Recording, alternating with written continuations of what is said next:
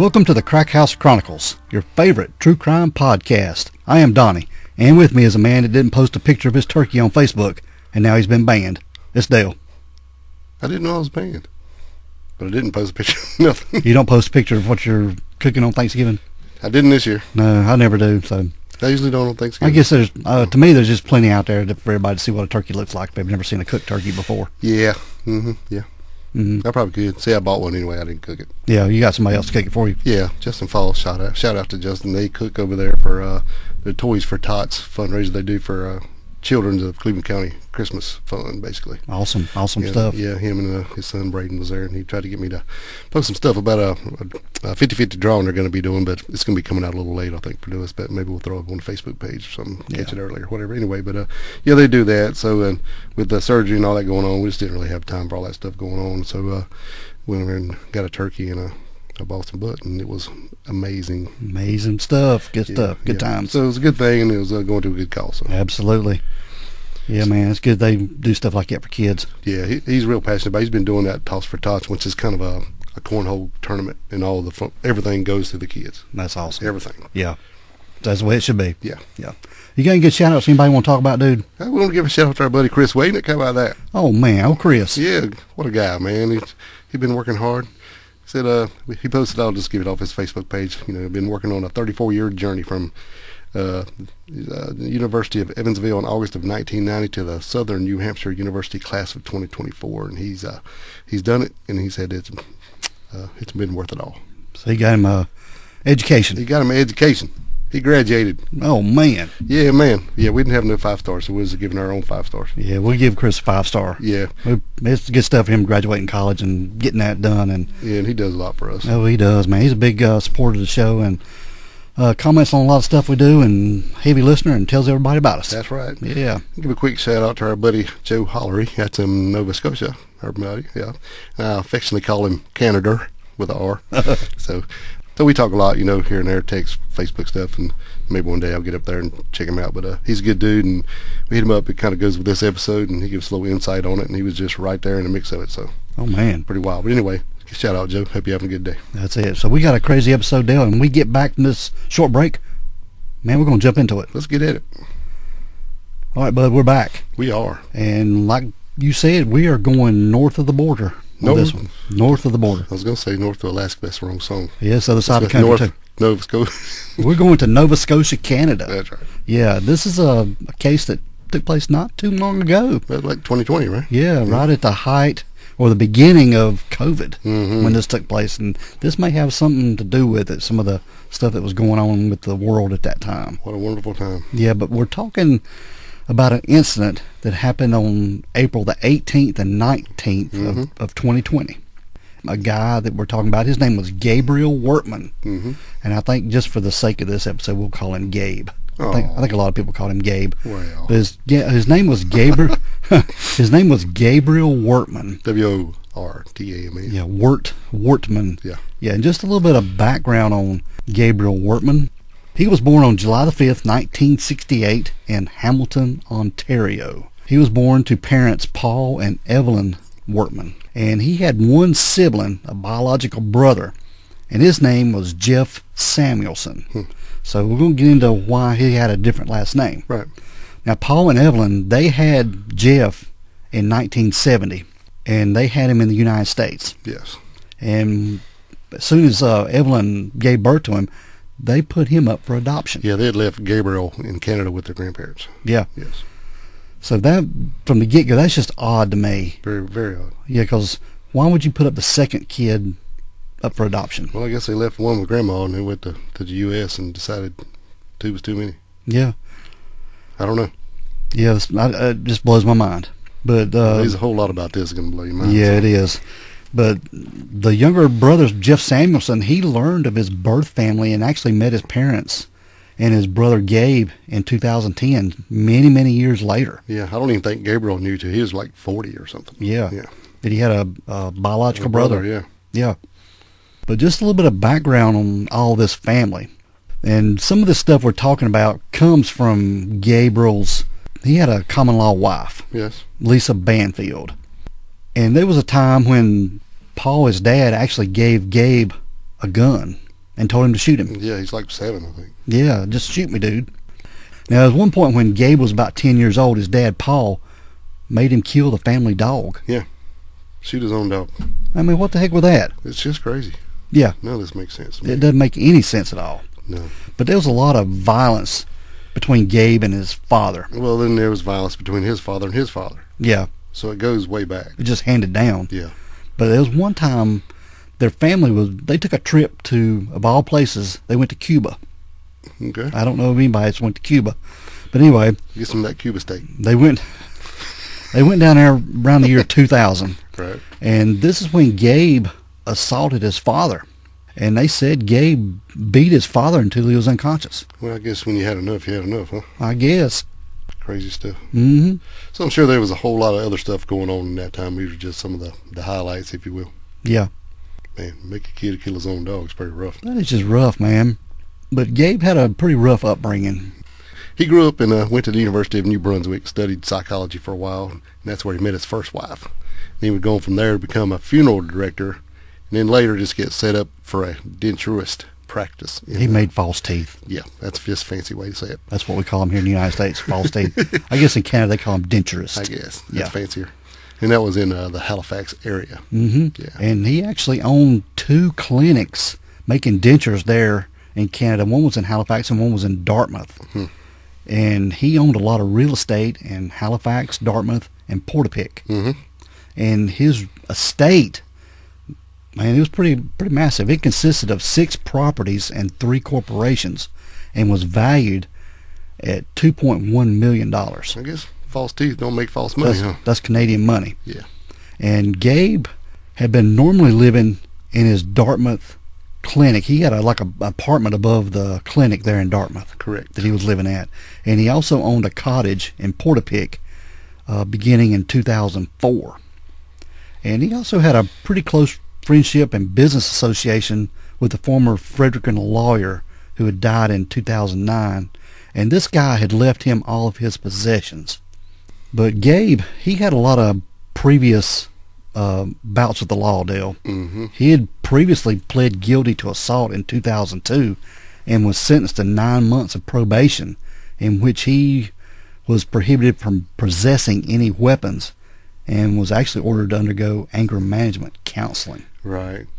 Now, according to medical records, he was referred to as a psychiatrist, Dr. Douglas Maines, in 2000. Mm-hmm. And the gunman saw him 4 times, and these visits, the term, kind of come up, was a narcissistic personality. Imagine that. Yeah. And then he also saw Dr. Cynthia Forbes in Fall River for hypertension in 2009, part of history of alcoholism.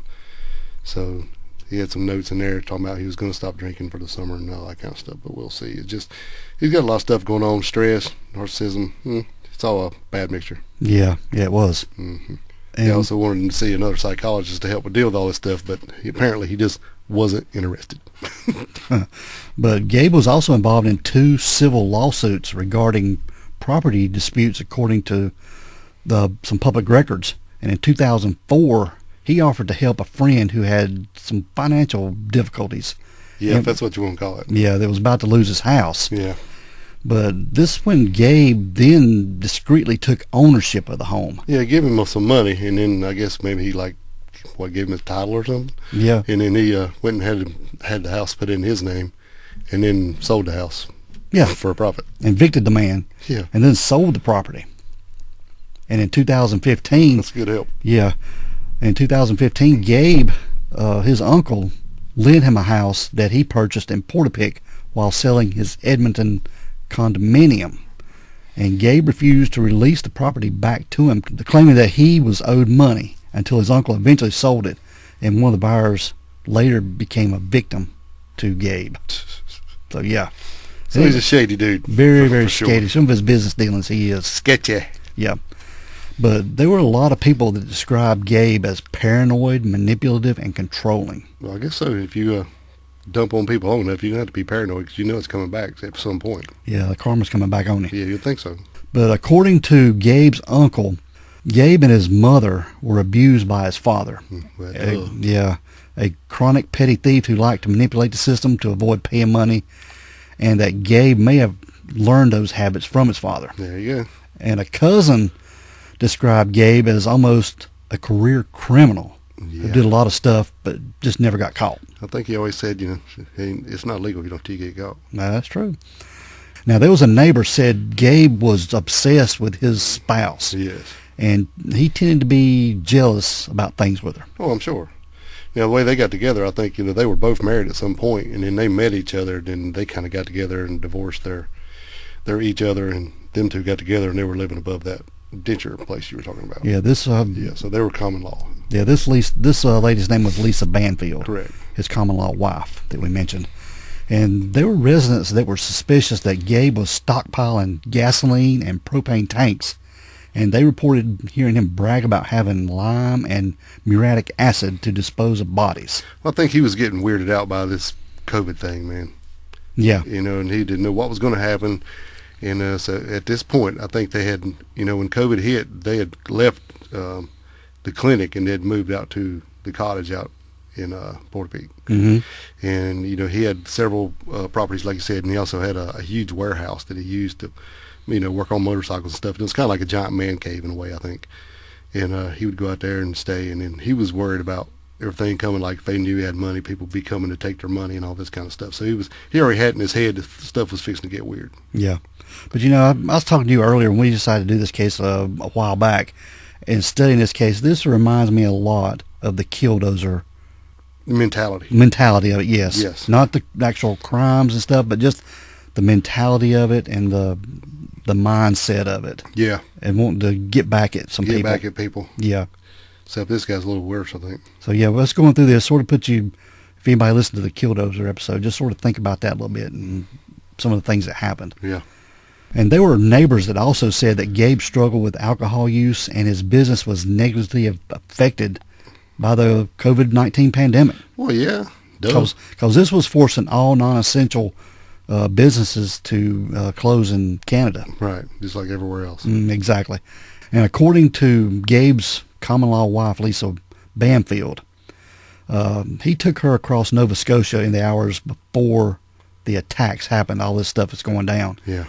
And had been consumed by the pandemic for weeks like you were talking about and believed he was going to die. He's crazy. Yeah. And he also became fearful that the Prime Minister, Justin Trudeau, would begin controlling money, which prompted him to take a lot of hefty bank withdrawals. Yep, he's hoarding up his cash. It's just, you can see it coming. Yeah. And additionally, Gabe communicated with an acquaintance through email about how other people were not prepared for it, and he was well armed in advance for all this. Yeah, well armed, even though he's already said he's not supposed to have any firearms, right? Yeah. And she said, they would go out to that cottage, and, he would just lock himself in his room and watch TV about just what's going on with this COVID stuff constantly. And then when he wasn't in there, he would be out in his place, out to that man cave type warehouse, actually, and hanging out doing stuff in there. So she was probably more happy when he was doing that. She could have the house to herself and kind of could breathe a little bit while all this insanity was going on. Get a little relief, yeah. Yeah. But according to Gabe's yearbook, his high school yearbook, he aspired to become a police officer. Right. I think he had some family members that were former police officers. Yes, he did. And his wife informed police later that he disliked law enforcement and thought he was better than them. There you go. Yep. And Gabe also had a hobby that he started. And this was buying law enforcement memorabilia. Yep. And a lot of it. And he was refurbishing old police cruisers. Yeah, he'd go on those, I don't know what they're called up there, but down here there'd be like state auctions and stuff. Where Government sales and stuff. Yeah, and you could buy old police cars, and I think he had bought 3 or 4 of those, in different shapes. I guess a couple to have and then a couple for parts or something like that. But yeah, he was basically spending a lot of money on buying this kind of stuff. Yeah, and there was at one point he had 4 cruisers in his possession on his Porter Peak property. Right. Yeah, like I said, all of them weren't usable, but yeah. Yeah, he was collecting this police memorabilia. Mm-hmm. Yeah, exactly. I mean, he had it all. He had uniforms and everything. Yeah. He had the uniform with the red stripe down the side, the regular uniform, and then he also had some stuff that he had gotten from those family members I mentioned earlier. So he had a great bit of memorabilia. Yeah, and he was getting all the decals for these cruisers too. Yeah. Getting them printed out, and they look just like the real deal. Yeah, especially the one that he was worked on the most. I mean, it was like the real deal, like you said. I mean, even with the numbers on the side, everything. Looked just like a real police cruiser from Canada. Yeah. Yeah. Yeah, and he had told people, he was going to use it for to drive in parades and this kind of stuff, and whatever, or have them rented out for motion picture type stuff, where if they needed a lookalike car. But that was his out, I guess. Yeah, exactly. But none of them were ever tagged until at this point. I think they got one that he's got. Well, he's going to drive it tagged or not. Yeah, he's going to drive it. Yeah. Yeah, I know a lot of people said, he had told them also that he'd park his vehicle outside the house to deter thieves, but nobody believed that. They just thought he wanted to dress up and play police, which is probably more like it. Exactly, that's probably what he was doing. Yeah. But we're moving up to April 18th of 2020. This is right after COVID hit, and this is in the rural beachside community of Portapique, like we were talking about, and this is about 81 miles north of Halifax, Nova Scotia, or to our Canadian friends, 130 kilometers. Well, look at you, Mr. Fancy. Yeah. And this is when Gabe assaulted his common-law wife there at their cottage. Yeah, they had, actually, I think they had been out in the warehouse, right? And yes. I don't know if some people was over or they were doing some kind of virtual meet and hanging out with their friends. I'm not sure. But one of the other people had said something about they were going to renew their vows or some kind of stuff like that, right? Yep. And then Lisa just kind of snotted off about it, because they weren't married at all. And then when she did that, then that just kind of pissed him off. And yeah. That just kind of what lit the fuse for all this. It did, yeah. And she went back to the house, and then she was in the house, and she heard him come in. And she went to tell him he was sorry, but it was a little late. He was full force. Oh, yeah, he was pissed off, no doubt. But during this assault, he had actually poured some gasoline throughout the cottage. Yeah. And set it on fire. His own house. Yeah. And Gabe then forced Lisa to walk to their nearby warehouse and confined her in the back seat of his replica Royal Canadian Mounted Police cruiser, the one he had fixed up. Hell, he had handcuffed her and made her walk. I mean, and she tried to stop, and he done something and tore her shoes off, made her wear barefoot, and he wouldn't let her wear a coat either. Yeah, took her coat off too, and then had her handcuffed and put her in the back of that car. He did, but Lisa was able to get out. Luckily. Yeah, he had to go upstairs and get some stuff, like they had, like the warehouse we stayed in there was an upstairs, like a little, I guess, a party room or something. Mm-hmm. He went up there to get some stuff, I guess, or maybe his office, who knows. He went up there to get some stuff, and meanwhile, the slider window, she was able to squeeze herself through the slider window. Between the back seat and the front seat. Yeah. Yeah. Being such a petite lady. The only way she was able to do that is get through there, because she couldn't open the doors in the back because the back handles don't work in a police car, Yeah. So she squeezed through that, got in the front seat, got out and ran. Yeah. And back out into the woods, barefooted and no coat. And she went and hid in the woods till the next morning. Yeah. No coat on, barefoot. Yeah. Yeah. And this is Canada. This ain't southern United States in April. It's cold up there. Mm-hmm. Yeah. But she hid out in the woods till the next morning, and Gabe then set the warehouse on fire. Yep. So he's really pissed off now. Yep. So he's out looking for her plus whatever. Now, just a little bit after 10 o'clock that night on April the 18th, there were several Portapique residents. They called 911 reporting hearing gunshots and seeing several fires. Mm-hmm. Now, investigating reporting by the CBC, the news station up there, examining the timeline of events, they found that the first call came from the wife of a victim. Well, what happened? While barricading in the bedroom door with their protected sons. Right. Yeah. Well, what had happened? They were out. They had this couple had a dinner party, and everybody had left. And when they left, Gabe come over, and he said you could hear the husband and him outside having words. And all of a sudden he goes, "What the F have you got a gun for?" And then started hearing gunshots. So he just killed him on the front porch. That's when the lady run in and put her kids in this room and slammed the door and was holding up against the door calling the cops. He came in and shot through the door and killed her. Yeah, barricaded in the bedroom Barely there. missing some of the kids because he shot several times. Yeah.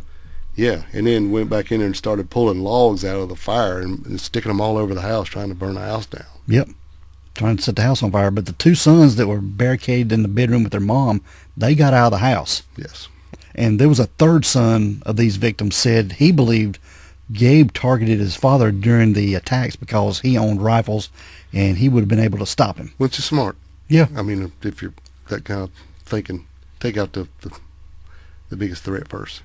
Uh-huh. So he assumed this guy might could take him down, so he got him first. Yeah, so just a few minutes later, Gabe reportedly returned to his burning house where he killed a woman living across the street who had mistaken him for the Royal Canadian Mounted Police officer. Yeah, remember, he's driving this police car and dressed in full police uniform. Yes. So people are seeing him as an officer. Yeah, they want to go up and ask him if they can help or what's going on. And when they pull up, he just shoots them. Yes.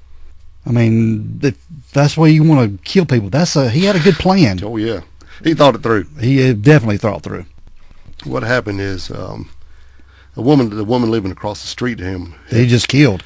She had got those two kids that were in the house before. When they ran away when his house was on fire, she had them and put them in the basement with her kids. Mm-hmm. And then she saw that car. So she went out to talk to him. When she went to talk to him, he killed her. Yes. So those kids are still hiding in his house, or her house. That's right. Yeah. And just a few minutes later, this was about 10 after 10, two of Gabe's neighbors drove to his house to investigate the fire. Right, because his house is on fire, so they're like, what the hell? Gabe's house is on fire. Calling 911. And that's when they drove up, and they started to call 911, but they seen the police car sitting in the driveway, but there was nobody in it. Mm-hmm. So when they turned around to come back by, they seen the officer, and that's when they pulled up to talk to the officer, when the officer pulled up beside of him.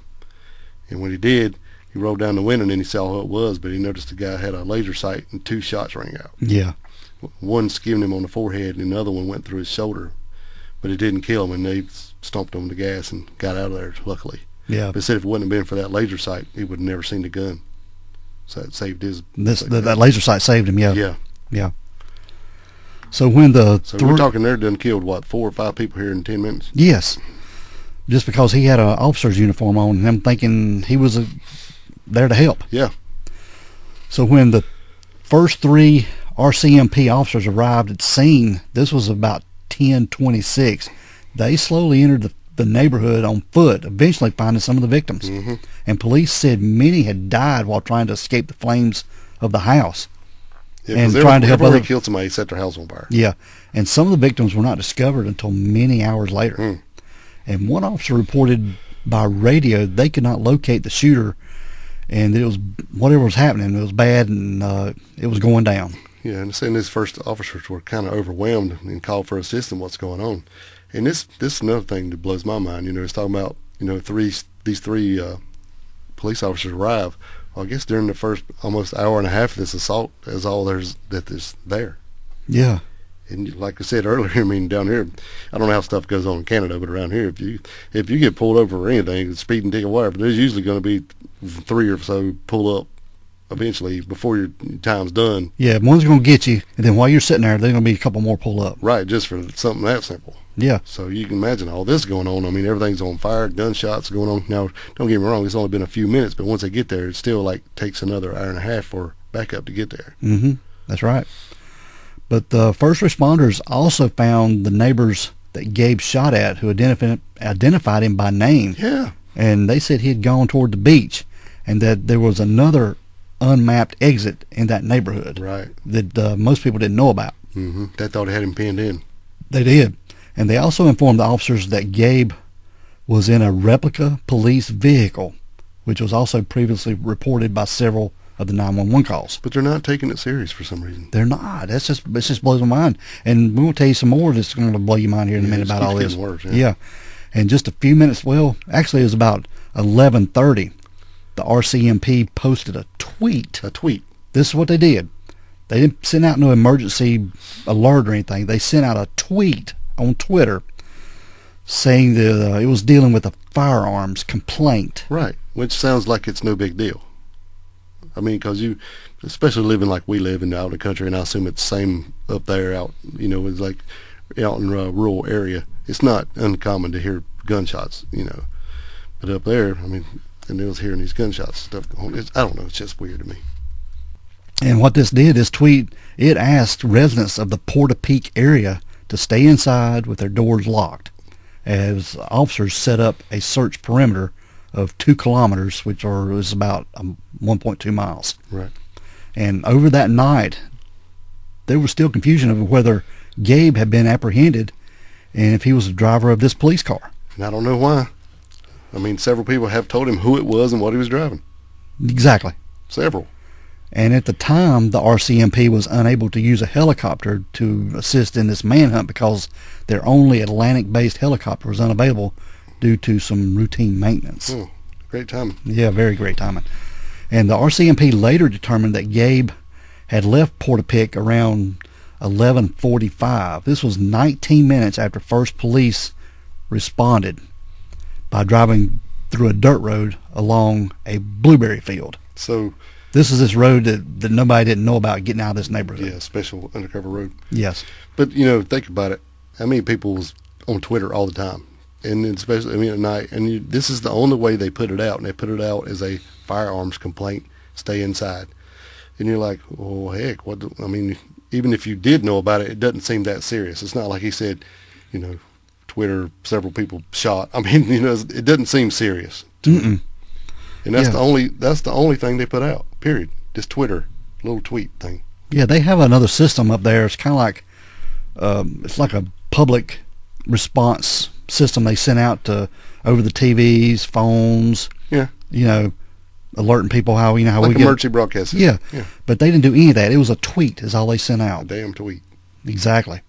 But after Gabe was able to get out of the Portapique through this blueberry field, this road through this blueberry field, he spent the night parked behind a welding shop in the Debert area. Right. This was about 26 kilometers or 16 miles east of Portapique. And there he left behind police equipment and gun-related items in a ditch on the property of a resident that he knew. And at some point after this RCMP's emergency response team responded to the Portapique attacks, and before then the residents reported seeing little to no law enforcement presence in the area. And there's, you know, rumors saying that they thought, you know, well, he's probably killed himself. He's gone. We've got him banned up here. Nothing's going on. But hell, he's gone the whole time. He's out of there. Yeah. So by 1 o'clock the next morning, going into April 19th, the RCMP had circulated internal bulletins to police agencies across Nova Scotia. Internal. What'd I say? No, you said it right. I'm just saying that's what kind of bulletin they put out. Yeah. And they were identifying Gabe Wortman as a suspect who was armed and dangerous and associated with an old white police car. So there you go. They've already told them it's a replica car. It looks just like yours. But they're thinking, I think what they were thinking is this guy had bought one somewhere and it was, you know, the decals have been stripped off of it, no light bar, no nothing. It was just an old cop car. Yeah, like that's what they're thinking in their mind. But it's not. It looks just like yours with the really? same decals all the way down to every detail. This thing was just like the one they drove. It looked identical to everything all the rest of them were driving. Yeah. The real cops. Even with the call letters on the side and everything. Yeah. Yeah. So at about 5:43 that morning on April 19th, Gabe left Debert and drove north on Highway 4 to a house whose residents he knew. He knew the people lived there, located on Hunter Road in Wentworth. This was approximately 37 kilometers or 23 miles north of Portapique. And he arrived at the house around 6:30 and shortly thereafter killed the two occupants and their dogs. And the dogs. 2 dogs. Damn. And Gabe then remained at the house for about 3 hours. But what he did there at that house is nobody really knows. It's unclear. And around that time, police located Gabe's wife in Portapique. This when she went into the woods and hid. Yeah, so she finally comes out the next morning. Yeah. And she had actually was able to flee to a neighbor's house to call 911 since Gabe had smashed her cell phone. Right. And she was reported barefoot, like you said, and claimed to be hiding outdoors much of the night. Well, yeah. And she confirmed that he was impersonating a police officer, and she provided a photo of his replica vehicle, police vehicle. Now think about it. She's just been hiding in the woods hearing stuff going on. She has no idea what's really going on. She probably thinks he's just pissed off because he can't find her. Yeah. And he's just driving around or somewhere to cool off. Yeah, instead of driving around shooting people. Yeah. But there was a BOLO alert containing this updated information, and it was issued to the officers across the province at around 8 a.m. on the 19th of April. And it was warning that Gabe Wortman could be anywhere. He could be anywhere. In Nova Scotia. So is this the first thing they've put out since the tweet? Yes. And in the RCMP publicly announced that they were dealing with an active shooter situation in Portapique at 8:02 the next morning. And Gabe was publicly identified as a suspect at 8:45. Like they didn't know the first all these other hours. Yeah. They knew it. I mean, they even went back and looked at it. They did. They knew. They dropped a ball bat on this. So this house that Gabe was setting up in, that he was hiding out in, he set it on fire. Mm-hmm. And as he left, he killed a neighbor who had been out for a walk, who saw the fire and tried to help. Yeah, she come over to help because the cops were there and he killed her. Yeah. Gabe then began driving back south on Highway 4 towards Portapique at 9:23 in the morning. And just a few minutes later, he shot and killed another victim while she was walking on the side of the road in Wentworth Alley. Mm-hmm. Man, he's just on a rampage, on a killing rampage. Yeah, just for the hell of it.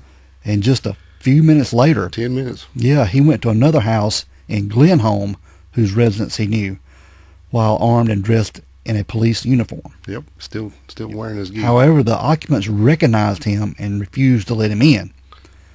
And the occupant was arming himself with a 12-gauge shotgun to try to keep him from getting in the house. Yep. But Gabe attempted to trick him into thinking he was an officer involved in the manhunt by calling out his own name and shouting, "Come out with your hands up."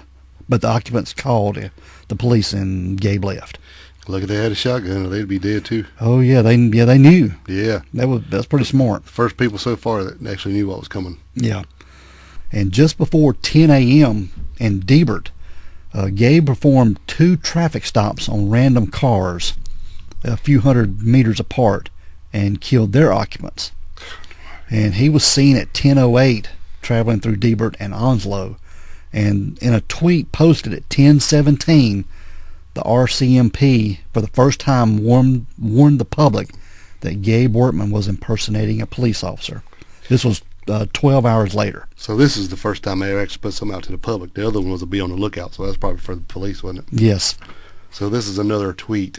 Almost 12 hours later, warning the public. Yep. And they also shared the photo of his vehicle, the one he was, the replica vehicle. Mm-hmm. And at the Onslow Belmont Fire Hall, this was they set this up as a shelter for victims from Portapique. I just wonder if Twitter, if Twitter's a lot bigger in Canada or something. I don't know. It's just odd to me that that's the only damn thing they use. I know. And a lot of people don't have alerts turned on or notifications turned on their phone. No, because it gets annoying. Yeah. You just, if you want to get on Twitter, you just go on there. You Pull don't up and go, yeah. You don't wait for notifications. I mean, I'm on there and I don't have notifications turned on. I have one. I don't ever look at it. I don't have no notifications turned on because I want to see it when I want to see it. Right. Yeah, I don't want them to tell me. But they set this Onslow Belmont Fire Hall. They set it up for the shelter, as a shelter for the victims from Portapique. Correct. And 2 RCMP officers mistook an emergency management officer for Gabe Wortman. Yeah. And they opened fire on him without warning. Yeah, he pulled up to go there and seen him standing up there. So now they're shooting at themselves. So they went from not knowing anything and doing this and not really paying any attention to what folks had told them. But now they're going overboard and shooting at their own. But they did miss him, and they continued their manhunt without checking on the occupants at the fire hall. Phew. Oh, this is just a mess. But Gabe Wortman was recorded on surveillance video passing through Truro, I guess that's how you pronounce it. Works for me. Town of Truro at around 10:20, and then took Millbrook First Nation at 10:25, where he briefly stopped in a parking lot to exchange his jacket for a reflective vest. I guess he's going to get out of his police uniform and put on a reflective vest. Sure. Is that like a traffic vest, I would say so, orange yeah. vest like thing? Yeah, I guess. Now, sometime before 10:49, Gabe pulled alongside an RCMP constable. His name was Chad Morrison, and he was in his cruiser at the intersection of Route 2 and Route 224. This is in Shubenacadie. I guess that's how you pronounce it. Yeah, Shubenacadie. This is about 50 kilometers or 30 miles from Debert. And Morrison had planned to meet a fellow officer, Heidi Stevenson, at that location. Correct. But Gabe shot into the car with his handgun and injured Morrison, who fled down Route 2 and took shelter at an empty paramedic station. And he was eventually found by paramedics and was transported to the hospital. So he just pulled up beside him and shot him. Yeah.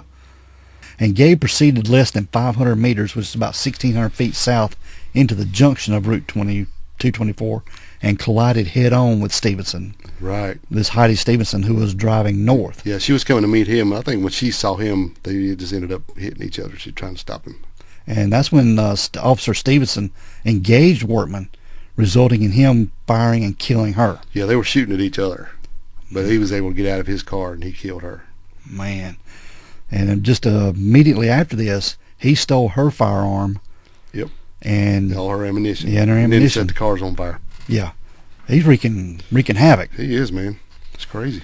So Gabriel Wortman then shot and killed a nearby motorist who had stopped to help Heidi Stevenson, Officer Stevenson, and drove off in the vehicle, the victim's silver Ford Escape. Yeah, so he set both of their cars on fire and killed this person and took their car. Yep, so he's in this Ford Escape now. It's kind of odd. He's taking escape to escape. Yeah, it's kind of ironic, isn't it? It is. But police announced the vehicle change at 11:06. So shortly after Wortman killed a woman he knew in her Subarnakady home, he changed clothes again and stole her Mazda 3. Yeah, he went to her house, went in and killed her, and then changed his clothes. I wonder if he knocked on the door with acting like a police officer Probably. or something. Yeah. But he knew her. Yeah. And he was spotted continuing south along Highway 102. This is kind of where we get lucky because he steals her car, but it ain't got no gas in it. Yeah. So that's kind of where the first little break comes in this whole damn mess. Yeah. So that's when he's spotted along Highway 102 through Milford. Correct. And Dale, over 13 hours after police began pursuing Gabe Wortman. So you think about this. This whole ordeal, this ain't been days. It's just All this killing. 12 hours. Yeah. And he's killed a lot of people. Oh, man. It's just ridiculous. So over 13 hours after police began pursuing him, Gabe stopped to refuel this vehicle that it was low on gas that he had stole. Mm-hmm. And he was at the Urban Big Stop service area. This is in Enfield. And this is 92 kilometers or 57 miles south of Portapique and 40 kilometers or 25 miles north of Halifax, Nova Scotia. And there were two RCMP officers that arrived, one drawing his firearm as he exited the vehicle and immediately aiming it at Gabe Wortman inside the car. You know, we did read somewhere that he had went to another gas station before this, and he pulled up, and he got out and started to pump his gas, and he looked, and there were some police officers in the parking lot, but because of the divider, they didn't see him, so he left actually that store and went to another store, and that's when this tactical team pulled up, and then they finally recognized him. They recognized him, yeah. Yeah, and then that's when this happened. So I don't know why, but I'm thinking this was the second place he had stopped, but he didn't have no choice because he didn't have no gas. Yeah, but these officers arrived, and one drawing his firearm as he exited the vehicle, and he aimed it at Gabe Wortman inside the car. Oh, yeah. And Wortman, he had Heidi Stevenson's firearm. Oh, yeah. And he raised it to his head and fired. Yep. And whereupon the officers fatally shot him. So did he shoot himself, or they shot him too? Or it's been reported combination. that it's a combination. I think he took his own life, and then the cops there, they shot him too. They made sure? Oh, yeah. Yeah, made sure he took it with him. Yeah. There was one officer who discharged his rifle 11 times, and the other officer discharged his pistol 12 times. I don't blame him. And the shooter was struck twice in the head, twice in the neck, 7 times in the right arm, once in the left arm, and had 25 wounds to his torso. And Gabe's death was confirmed by police at 11:40 a.m. on April 9th of 2020. I guess after he made him look so bad, he was taking it out.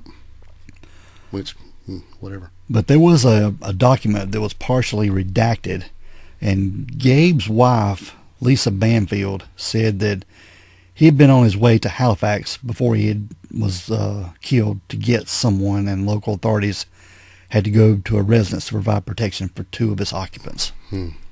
But Wortman, he killed 22 people. Man, this is in 13 hours. Yeah. And one of them was included this Constable Heidi Stevenson. The other officer he shot was Constable Chad Morrison, but survived. And as did the man he shot in Portapique, who reported his car possible use of a car, Correct. police car. Police Yeah. car, yeah. And Gabe tied up and injured his spouse Lisa. Before it all started. Yeah, before it all got going. Yeah. And 13 of the dead were found in Portapique, 4 in Wentworth, 2 in Debert, and 3 in Shukenacadie. It's so sad, man, because Yeah. these people didn't do anything. He just drove up and killed them. Yeah. Mm. Yeah, he was just he just went on this rampage. He was Yeah, I think a lot of the ones in the beginning where people, like where maybe he tried to buy their property and they wouldn't sell to him and they'd piss him off and stuff like that, where they might have had some kind of small squabble. And, that's kind of like what you're saying about the Killdozer guy. Maybe they had something people were trying to get over on him and he wasn't letting it go. But some of these people were just downright innocent, man. Yeah. But there was no motive that had been established for all these attacks. And over 25 different units of the RCMP were involved in the criminal investigation, along with the Halifax Regional Police and the Canadian Border Services Agency. And the Canadian Armed Forces were also dispatched on April the 21st to assist the Royal Canadian Mounted Police in their investigation by providing them with additional personnel and supplies. Well, at the beginning of this thing, there was a couple other little regional law enforcement groups, whatever they were called, had offered their services, but they turned them down, and that's when they had reinforcements of the RCMP show up, but all of them were an hour and a half away. So instead of taking the help that was offered right away, they decided to call in reinforcements, but they were long away. Yeah. I don't know if it made a big difference or not, but it still seems odd to me. You wouldn't take help; it was right there.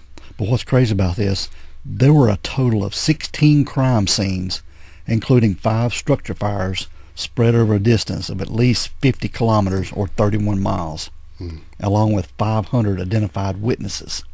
And he killed 2 dogs, but 2 others were injured. Yeah. Like one of the ladies that was walking a dog, he shot her dog twice, but the dog lived, but the lady didn't make it. This is just crazy. And this is the largest mass shooting in Canada's history. It's crazy. Yeah. And there's a lot to this. You can take some deep dives into this. Yeah, for sure. Get into each of the victims and talk about and learn about how they dealt with, or their dealings with Gabe Wortman, some background stuff, past history with them, and you can go as long as you want. You really. can really. It's this amazing. Is like the quick version. Yeah. Yeah, I've seen different, as we were studying and looking into things, I've seen podcasts from 16 minutes to 10 full episodes over 2 hours long. I mean, so you can find a lot. But one thing we need to talk about is the lack of emergency alert, because following the attacks, there were many questions that were raised about why Nova Scotia failed to use this alert ready. That's that system they have that you were talking about earlier, yeah. To be able to notify residents and people. But they used the tweet, Donnie. They got out with a tweet, yeah. I mean, come on. Yeah. But this alert ready, it's Canada's mandatory emergency population warning system, and it is to warn the public about the attacks, but instead chose to use social media platforms of Twitter to provide updates. And the RCMP officials said they've been dealing with an unfolding situation, and details were being updated frequently. However, the areas affected by they had poor cell service reception and internet service, and were mostly populated by senior citizens who might not have used social media. And 2 tweets in 12 hours is not a lot of updates. Mm-hmm. Sorry. And relatives of the victims pointed out that the use of the alert ready could have saved lives. Well, yeah. Yeah, the chief superintendent said that an investigation would be conducted into the decision-making process on alerting the public. And I did see in one place where it said when they went to that warehouse, they saw there were 3 cars, and they thought that's all he had. So they assumed they found the 3 cars. Well, they found 3 total cars. I don't know if they're all at the warehouse, but anyway, and they assumed that that's all he had, and figured he'd already committed suicide, and because he'd left the area. Mm-hmm. And they'd sent some officers home, saying, "Yeah, I'm going home," because he's probably already killed himself with his wait daylight. Yeah. But meanwhile, he's already left the area and killing people everywhere. Yeah. It was bad, it's man. It's embarrassing to what it is. Yeah, the not letting the public know about what happened. But Canadian Prime Minister Justin Trudeau, he expressed his condolences and delivered some remarks regarding this tragedy in Nova Scotia. Well, bless his heart. Yeah, and he also stated that, this is his words, I was saddened to learn about the senseless violence in Nova Scotia, which claimed the lives of multiple people, including a member of the Royal Canadian Mounted Police, Heidi Stevenson. She was a 23-year veteran of the force. And earlier today I spoke with the RCMP commissioner and the premier of Nova Scotia and offered my condolences to them on behalf of the government of Canada. The people of Nova Scotia are strong and resilient, and we will be here to support them as they heal from this tragedy. But yeah, this is the largest mass killing in Canada's history, man. Crazy. Yeah. Crazy. It is. But there were several victims that filed lawsuits against Wortman's estate for damages caused by the rampage, and you can take some deep dives on that, and I don't think any of us come out or anything's been settled yet on this, because it's just a few years ago. Right, and everything's still tight-lipped on the reasoning behind all this stuff, where they just didn't seem like they got the word out, and it's still, a lot of the families still hadn't got an answer. No, they hadn't. But yeah, it's just a little over 4 years ago when this happened. Yeah. But shortly after this rampage, Gabe Wortman, he did have those dental offices where he made the dentures, and one of the buildings he had a big old pair of teeth, or a set of teeth on the side of the building, and they took that down immediately. Oh, I'm sure. Big old... Take that smile down. Yeah. Turned that smile upside down, too, yeah. Yeah. It was just a bad situation. The notification by the government, that was the key to everything, then people not getting notified. Well, it's pitiful. Twitter. But the brother of Gabe that was put up for adoption, he had said when he connected with his birth family in 2010, the revelation of having a long-lost brother came as a major bombshell for Gabriel. He said Gabe had to go through a horrendous upbringing along with no role models. That's what his brother said. Well, that's true. Yeah. So, I mean, that could have been part of the, his mindset. Yeah, it was just crazy too. He was talking about he's not supposed to have any firearms or anything, and it's all the stuff that he had. That 223 Colt semi-automatic rifle. He had a Ruger Mini 14 semi-automatic rifle, a 40 caliber Glock handgun, a 9mm Ruger, another 9mm. He got that 9mm Smith and Wesson that he had taken, from the police officer, and it ended up in all total it was 23 people killed, including him. Yeah, and 3 people injured. But of the 22 people that died on April the 18th and 19th of 2020, we're going to go through their names right here because I think they deserve to be. You're damn right. Yeah. Gina Goulet, Dawn Gullinchin, Jolene Oliver, Frank Gullinchin, Sean McLeod, Elena Jenkins, John Zoll, Lisa McCulley, Joey Weber, Officer Heidi Stevenson, Heather O'Brien, Jamie Blair, Kristen Beaton, Lillian Campbell, Joanne Thompson, Peter Bond, Tom Bagley, Greg Blair, Emily Tuck, Joey Bond, Corey Ellison, and Aaron Tuck. Those are his victims. Whew. Yeah. In just 13 hours. Yeah. Man. Sad situation. It's crazy. But yeah, he did kill himself, and then officers, they made sure. Yeah. All right, Dale, that is the Nova Scotia attacks, 2020. That's rough, man. Yeah. Rough. Yeah, we'll post pictures of this on our socials and some of the things that were happening, and sort of give you an idea of what was going on, what everything looked like, and the scenes and stuff. And let everybody know. All right, bud, we're going to put it on Twitter? Yeah, we'll definitely put it on Twitter. Put it on Twitter first. Yeah. All right, bud, we're going to get out of here, man. All right, let's roll. We want everyone to be safe. Please be careful and always be aware of your surroundings. Because the next episode could be about you. This is the Crack House Chronicles.